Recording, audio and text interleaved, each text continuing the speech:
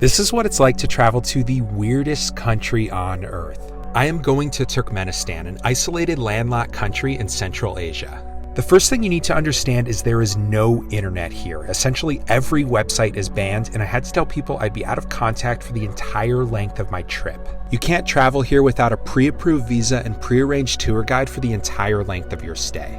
In fact, the country only recently opened up to tourism after being completely closed since 2020. Calling this place strange is an understatement. The capital city is full of grandiose utilitarian monuments and virtually devoid of people.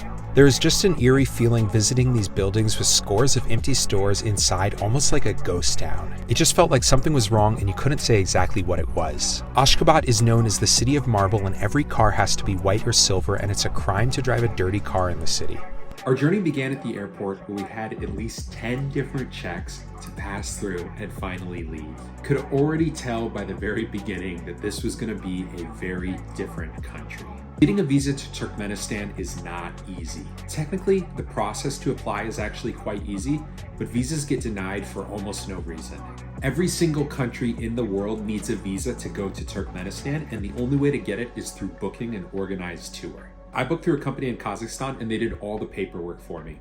It was very easy on my end, but they eventually sent me a pre-authorization letter, which I then brought to the airport, was able to board my flight to Turkmenistan. And once I arrived in Turkmenistan, that's where I paid for the visa myself at the counter there.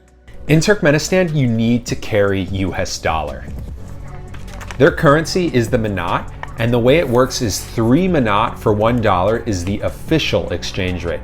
But on the black market, it is 20 manat for $1. So that means if you use an ATM card, you are getting the terrible rate and getting completely ripped off. So I really recommend bringing US dollars and exchanging it there. Things in Turkmenistan are cheap though. You could get a whole meal in a mid-range restaurant for about $3. One food we tried here is called kakmach.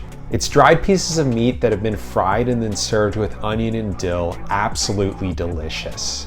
Another thing we tried was the local vodka, $3 for this entire bottle. Tours to come here are expensive, but the price of actual goods in the country is very cheap. Speaking of exchanging monies, the way it works on the black market is super strange.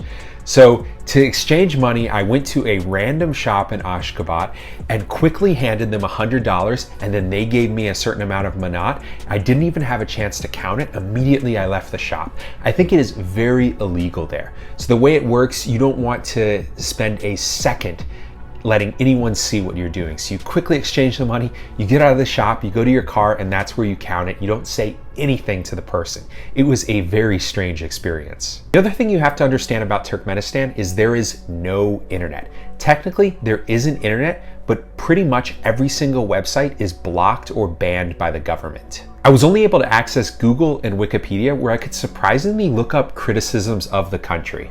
All news sites are blocked, but I could search for news in Google and then read the headlines without clicking on any of the search results. Apart from that, no other websites work. You can't even go on Turkish Airlines to look up your flight status. Imagine the anxiety if anything happened to your flight. You could potentially be stuck in Turkmenistan perpetually. On the first day, we took a city tour, and it was pretty clear that this is a strange country. There were all these beautiful monuments around the city, but it was virtually devoid of people. It was a wonderful Saturday afternoon in October. The weather was fine, but there was practically nobody outside. The only people we saw were landscapers working at some of the monuments. The government of Turkmenistan has used their vast natural resource wealth to build these incredible monuments, but the truth is most of the people actually live in poverty, especially in the countryside. On top of that, Turkmenistan receives just 25 international visitors a day. So you really have to wonder, what are these monuments for? Who are they trying to impress? The entire time around the capital, especially around the monuments, we just got this eerie sense that something was wrong, but we couldn't say what it was. Were we being watched? Why was nobody around? I just had this sense of unease. One of the highlights was riding the world's largest indoor Ferris wheel. Yes, Turkmenistan set this Guinness World Record. And I'm not entirely sure why, because since it is an indoor Ferris wheel, you can't see anything outside the windows. We were pretty much the only people at the location, and they started up the ride just for us. It costs around $5 to ride. On our next day, we headed out to the desert to Turkmenistan's most famous attraction, the Darvaza gas crater, known to others as the Gates of Hell. Turkmenistan has a large amount of natural gas, and in the 1960s and 1970s, Soviet engineers came to this area to explore for natural gas.